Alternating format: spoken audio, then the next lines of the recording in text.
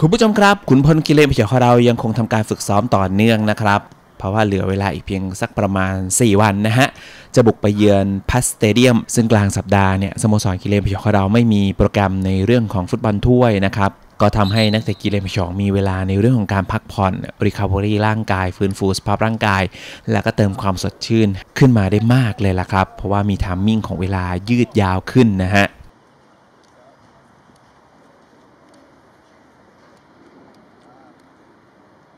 อย่างเช่นเคยนะครับ2 ศูนย์หน้าคนสำคัญของสโมสรกิเลนพยองอดิศักดิ์ไกรสอนแล้วก็ธีรศิลป์แดงดายังคงมีอาการบาดเจ็บรบกวนให้ทีมแพทย์ดูแลอยู่นะครับก็พี่ๆทั้ง2 คนเจ็บอยู่นะครับ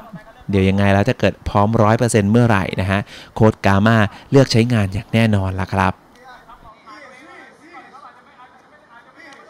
ซาโตะฝึกซ้อมกับเพื่อนร่วมทีมมาได้สักพักหนึ่งแล้วนะครับถ้าเกิดกุนซืออเล็กซานเดร์กามามองว่าในวันอาทิตย์นี้นะฮะซาโตะเหมาะสำหรับการลงมาช่วยทีมนะครับก็อาจจะเห็นซาโตะออกสตาร์ทก็ได้นะครับแต่ในช่วงที่ผ่านมาตำแหน่งแบ็กซ้ายก็ยังเล่นกันได้ดีนะฮะไม่ว่าจะเป็นบูโนกาโลที่มาเล่นในตำแหน่งนี้รวมไปถึงเอเนสโตภูมิภานะฮะ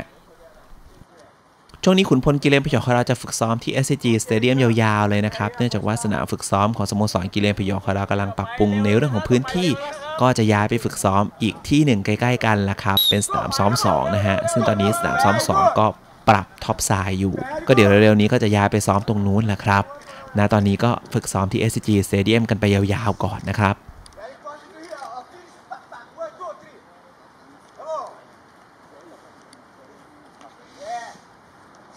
นี่ก็คือภาพบรรยากาศการฝึกซ้อมแบบสั้นๆของขุนพลกิเลนพยองของเราประจำวันพุธที่7 สิงหาคมที่บนทอทีวีของเราเก็บมาฝากครับ